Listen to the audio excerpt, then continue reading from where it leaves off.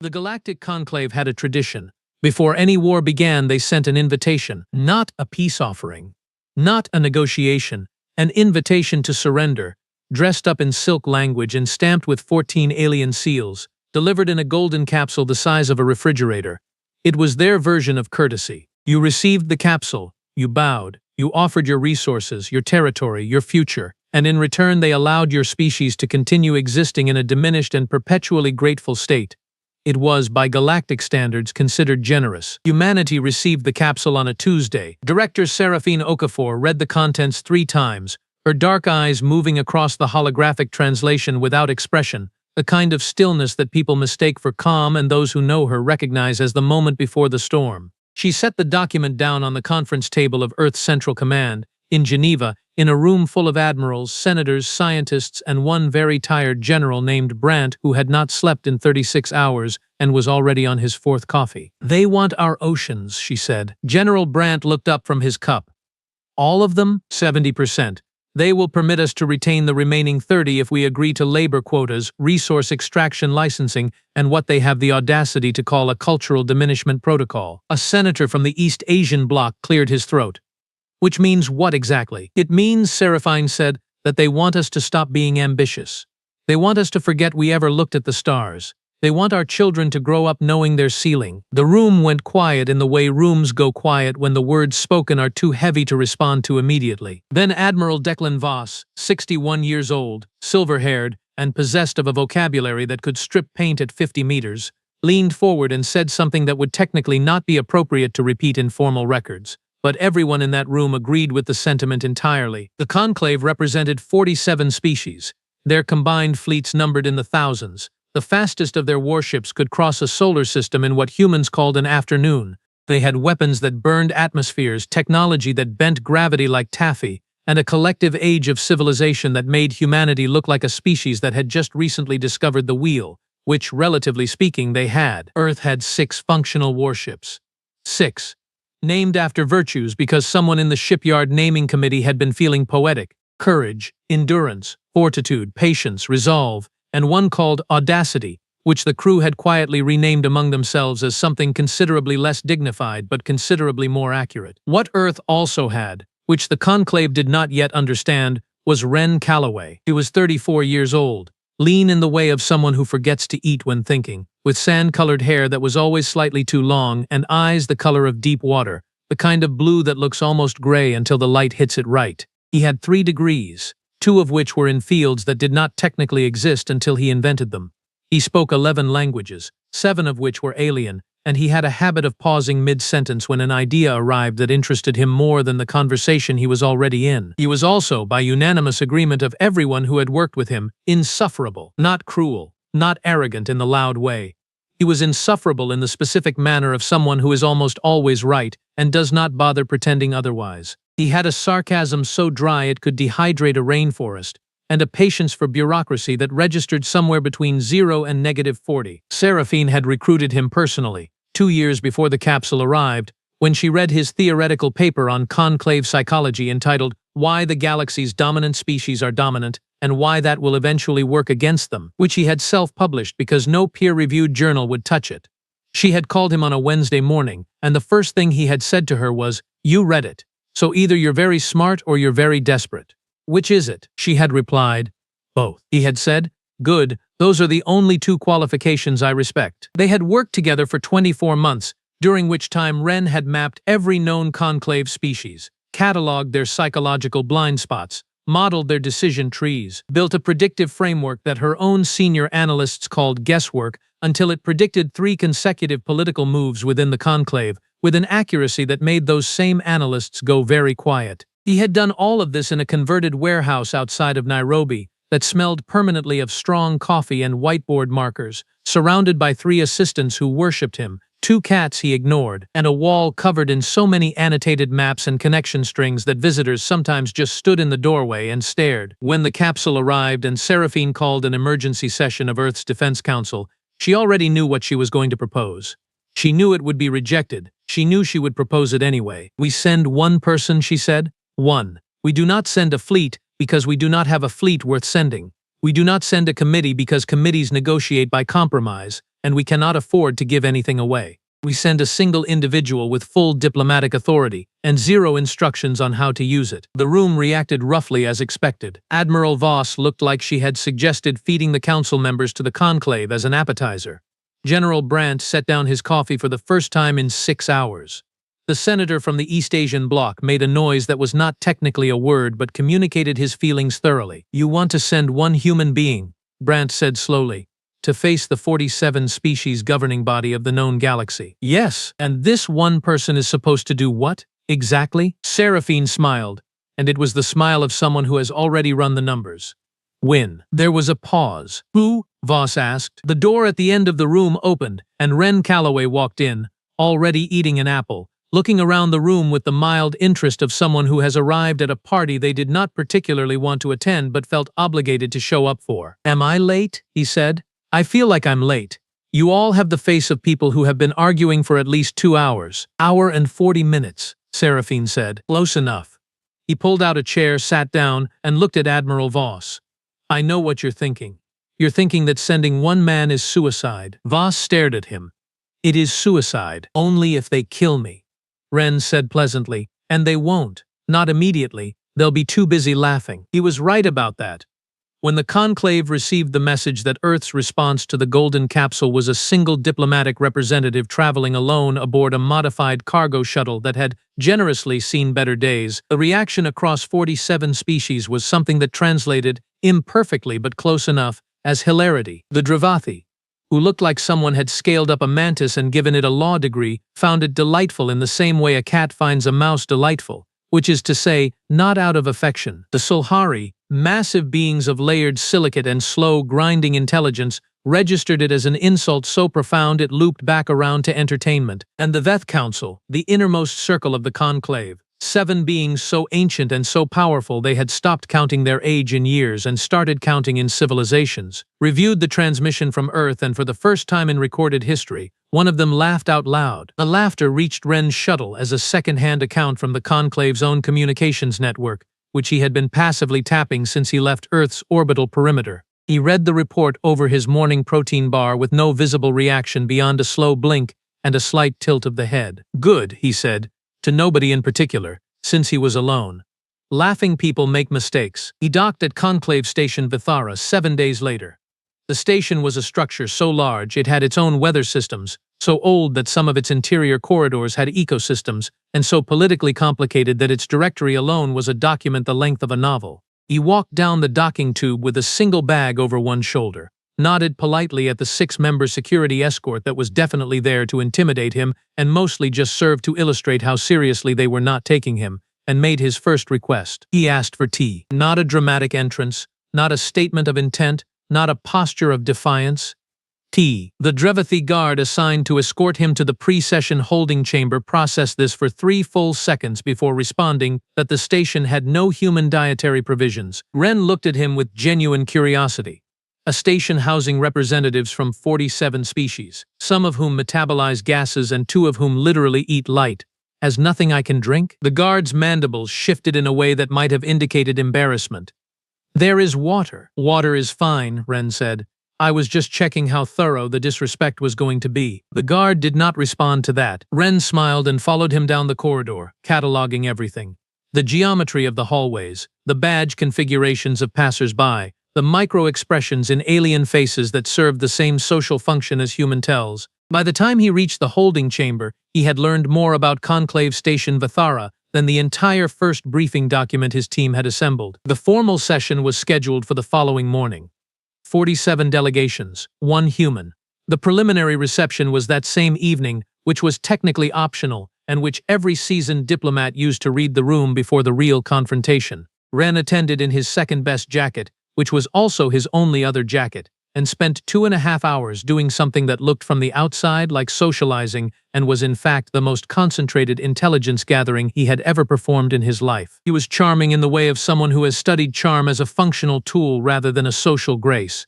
He asked questions that seemed idle and were surgical.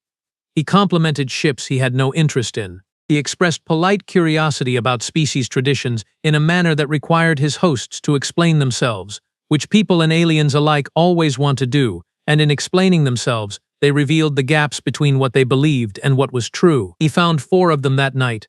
4 pressure points in the seemingly monolithic authority of the conclave. 4 places where the 47 were not, in fact, united. He tucked each one away and said nothing. The Dravathi lead ambassador, a being named Setharak who was approximately the size of a pony and radiated the particular kind of authority that comes from never being challenged, found Ren at the beverage table at the end of the evening and looked at him for a long, assessing moment. "You are smaller than expected," Setharak said. "We all are," Ren replied pleasantly. "Until we are not." Setharak's head tilted at a precise angle. "That is either profound or it is meaningless." "Tomorrow morning," Ren said, raising his water glass in a small toast.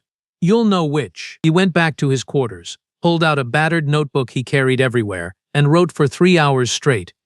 When he finally slept, it was with the quiet of a man who has already made his decision and is simply waiting for the world to catch up. The next morning, he walked into the grand chamber of the conclave, a space designed to make visitors feel the full weight of 47 civilizations staring down at them from curved, tiered galleries, and sat down in the single chair placed at the center of the floor like a punctuation mark at the end of a very long sentence. Setharak opened the proceedings from the high bench with the formal reading of Earth's invitation to surrender, which lasted 11 minutes and was delivered with the professional satisfaction of someone who has done this before and expects the same result. When it was over, Setharak looked down at the single human in the single chair. "Does the representative of Earth accept the terms of the conclave's generous provision?" Ren Calloway looked up at 47 delegations, the combined military and political power of the known galaxy, and said, with complete calm, "No." There was a silence. Then he said something else.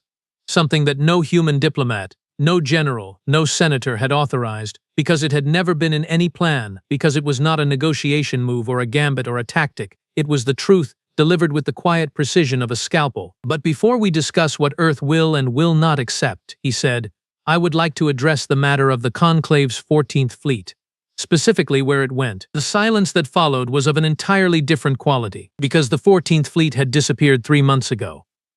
The conclave had told no one. It was classified at the highest possible level, the kind of secret held by only the most senior members of the Veth Council. The official position was that the fleet was on a deep survey mission. The truth, which no human should have known, which no human could have known, was that it had simply ceased to exist somewhere beyond the Vithara perimeter, with no distress signal and no wreckage. And Ren Calloway had just mentioned it, in open session, in front of 47 delegations, most of whom were hearing it for the first time. Setharak's composure did not shatter. It was too carefully constructed for that. But something behind the ambassador's eyes changed, and every being in that chamber felt the temperature of the room shift. "Where," Setharak said very quietly, "did you obtain that information?" Ren looked up at the high bench with the mild expression of a man who has been waiting patiently for this exact moment. "The same place," he said, "that your 13th fleet disappeared, and your 11th, and the 6 patrol vessels along the Vithara border that you have not yet realized are gone." The cost of laughing. The chamber did not erupt. That was the thing about power. True power does not erupt. It contracts. Every delegation leaned inward at once, a subtle gravitational pull of sudden attention, and the 7 members of the Veth Council, seated above all others in a gallery so elevated it was barely visible from the floor, went entirely, completely still. Setharak's voice when it came was precise as a blade. "You will explain yourself." Ren stood. He had been sitting because sitting had been the appropriate posture for a supplicant, and he was done being a supplicant. 3 months ago, he said, the conclave's 14th fleet, 26 vessels, entered the deep survey corridor beyond Vithara Station and never came out. You attributed it to a navigation anomaly. Your own analysts privately disagreed, but the political cost of admitting a fleet had simply vanished was too high, so you buried it. He paused. 11 months before that, the 13th fleet suffered an identical fate.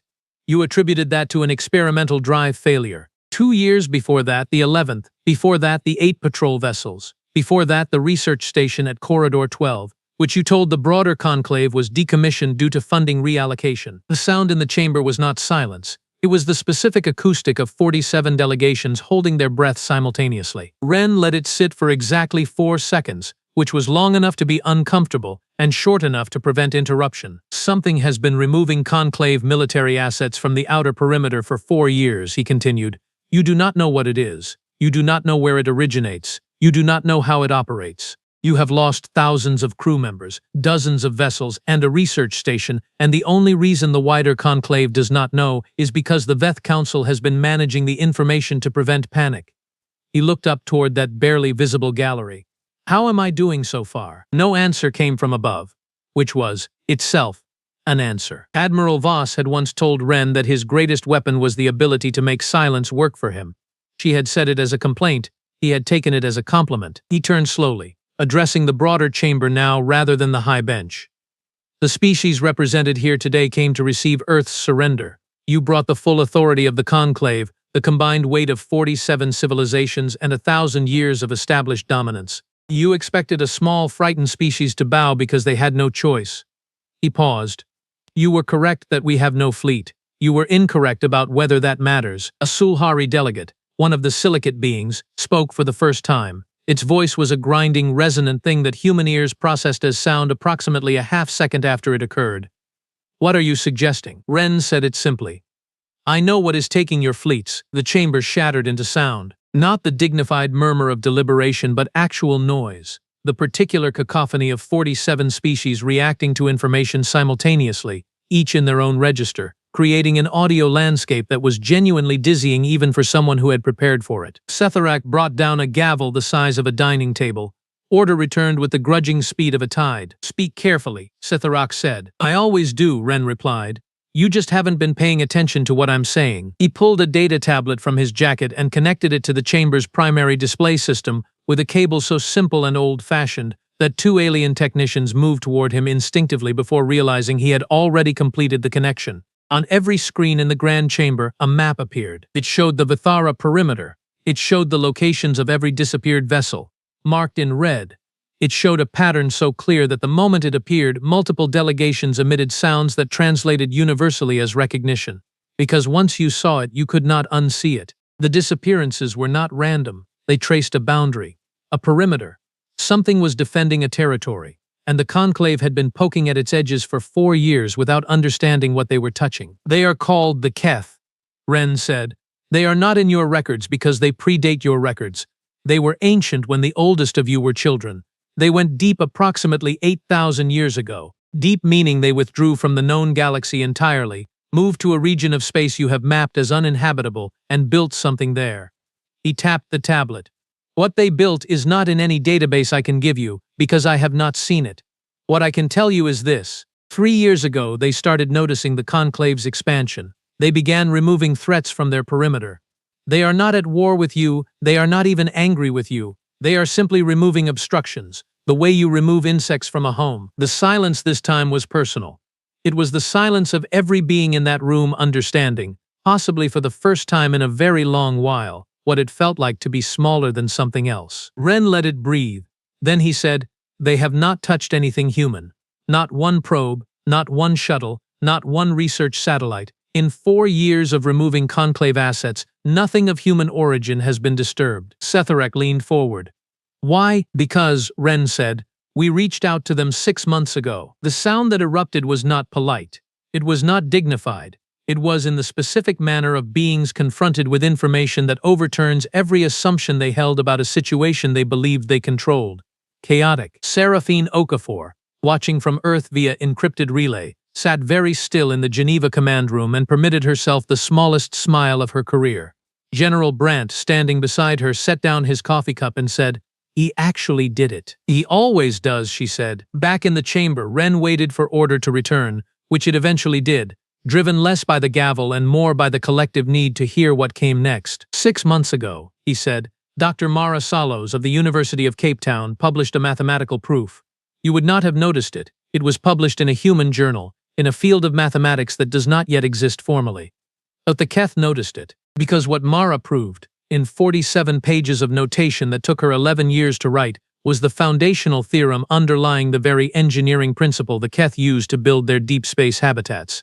She arrived at it independently. She arrived at it from first principles, from pure mathematics, with no access to any existing information about the Keth. He let that land. They reached out to us, Wren continued, not to us as a government or a military. They reached out to Mara. They sent a proof in response to her proof. A correction, one correction, in the same notation, which meant they had read her work closely enough to engage with it. which meant they considered her worth engaging. A delegate from a species whose name translated loosely as the Choir, beings of collective intelligence that spoke in harmonized frequencies, asked the obvious question, "Why are you telling us this?" Ren set down his tablet. "Because the Keth have agreed to a meeting, a formal one, with witnesses. They specified the conditions. The meeting must include both Earth's representative and a delegated authority from the wider conclave." He looked across the chamber. "They chose Earth because of Mara. They require the conclave because of what the conclave has been doing to their border. They want to establish terms, not for war, for a boundary agreement." He paused. "And they asked us to arrange it." This, more than anything else he had said, changed the texture of the room. Because what it meant was obvious and enormous, and nobody in that chamber could pretend it was not. The Keth, the ancient, incomprehensible force that had been casually dismantling conclave military assets for years without a declaration or a warning, had chosen Earth as their intermediary. They had not contacted the most powerful civilization in the known galaxy. They had contacted the newest, the smallest, the one that the conclave had come here today to subsume. Setharek said, very carefully, "And in exchange for your facilitation of this meeting?" Ren smiled. It was not a warm smile, it was the smile of someone who has spent 24 months preparing for exactly this moment and feels no particular need to pretend otherwise. Earth keeps its oceans, all of them. Earth retains full sovereignty, full territorial rights, and full standing as an independent civilization in the conclave. Not an affiliated species, not a client culture. A peer. "You are a species of 8 billion people with 6 warships," Setharak said. "Yes," Ren agreed. "And we're the ones the Keth called." The session recessed for 4 hours. Ren sat in an anteroom and ate a sandwich he had packed from Earth, because he had learned enough about this station to know that making a second request of the catering staff would have been both pointless and demoralizing. The sandwich was excellent. He had made it himself, at 4 in the morning, the night before departure, because the best things in life are generally done by people who did not wait for someone else to do them. Dr. Mara Salos, meanwhile, was on a second shuttle that had departed Earth 3 days after Ren's, on a trajectory that would bring her to Vithara Station approximately 6 hours from now. She was 41 years old, Kenyan-Irish, possessed of a laugh that had once caused a visiting academic to spill an entire pot of coffee, and regarded by Ren as the most important human alive, an opinion he had shared with her directly, which she had responded to by telling him he was being dramatic. He had told her that was fine, someone had to be. She was bringing her proof, all 47 pages of it, plus the 14 pages of subsequent work that she had not yet published. Work that moved from the Keth's foundational theorem into applications that, if he was honest, he only understood about 60% of, and he understood most things above 90%. She was also bringing coffee, at Ren's specific request, because he had accurately predicted that by the time she arrived, he would be desperately in need of it. The conclave reconvened. Setharak presented, on behalf of the Veth Council, a modified version of their original proposal.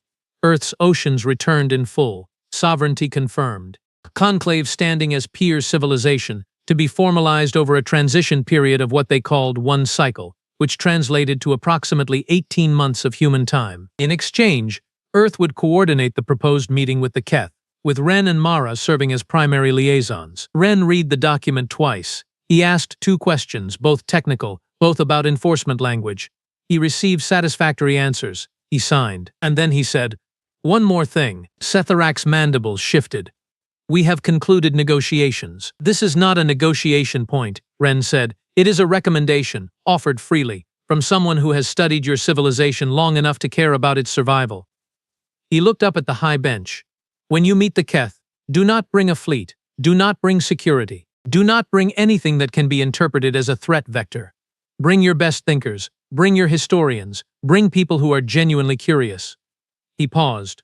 "The Keth did not remove your vessels because they could not be stopped. They removed them to see how you would respond. You responded by hiding the losses and continuing to expand. That is the wrong answer." Setharak was quiet for a moment. "And what is the correct answer?" "Curiosity," Ren said. "That is always the correct answer.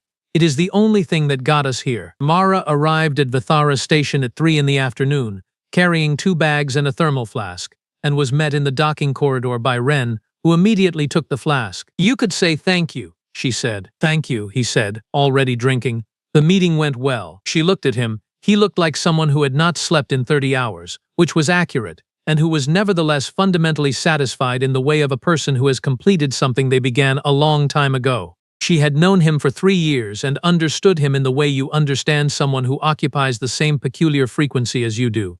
The frequency of finding everything interesting and most people simultaneously wonderful and exhausting. They agreed, she said. They agreed. Everything? Everything. She let out a breath that had been held. It felt like for the better part of 2 years. The Keth confirmed the meeting schedule. 2 weeks, Ren said. Neutral space, their coordinates, their conditions. They sent confirmation 4 hours ago. They addressed it to you, by the way, not to the mission, not to Earth's delegation, to you specifically by name, followed by a notation I could not fully translate but which I believe was an honorific. Mara was quiet for a moment. What kind of honorific? As best I can render it into English, Ren said.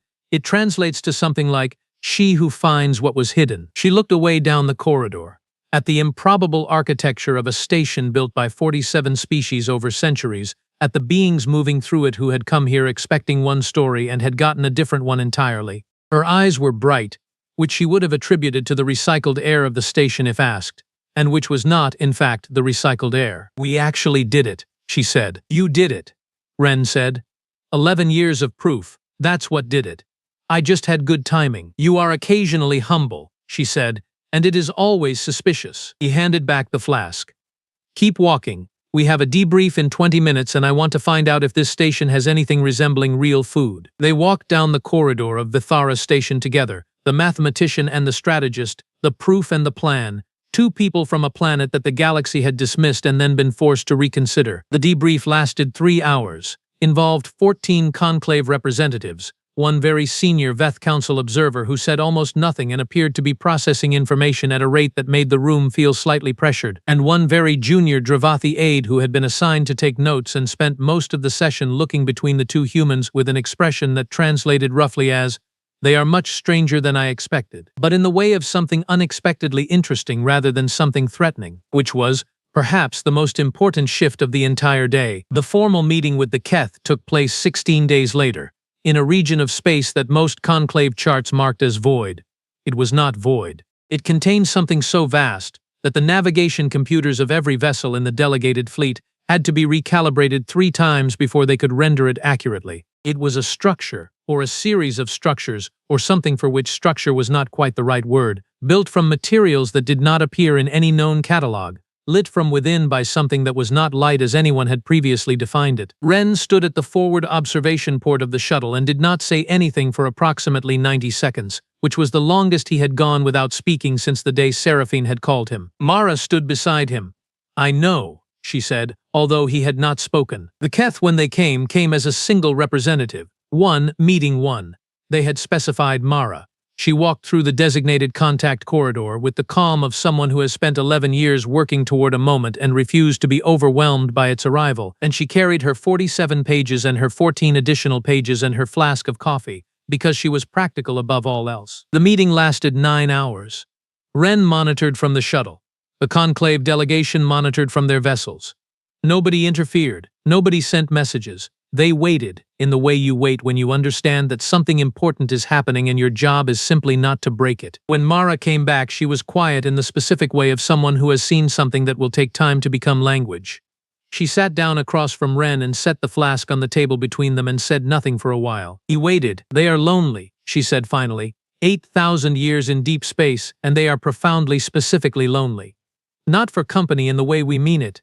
They have each other. They are lonely for, I think, the discovery of something new, and they had been watching us, from the deep, for a while. How long a while? She looked at him. Long enough to see us come down from the trees. He absorbed that. They did not take the conclave vessels out of malice, she continued. They took them because the conclave was expanding toward a particular region, a specific corridor, and in that corridor is something they have been protecting for 8,000 years. They didn't want a war. They wanted a door closed. And now, she said, they want to open a different one. She picked up the flask, looked at it for a moment, set it back down. They gave me a coordinate. 1. They said it is a place where the proof leads next. They said they have known this coordinate for 2,000 years and have been waiting for someone to arrive at the mathematics independently. She paused. They want to go there together. Ren sat back. The full weight of this moved through him slowly, the way significant things do when they are finally real rather than theoretical. An 8,000-year-old civilization has been waiting 2,000 years for a mathematician from Cape Town. From Cape Town, Mara confirmed. And they want us to come with them. They want humans to come with them.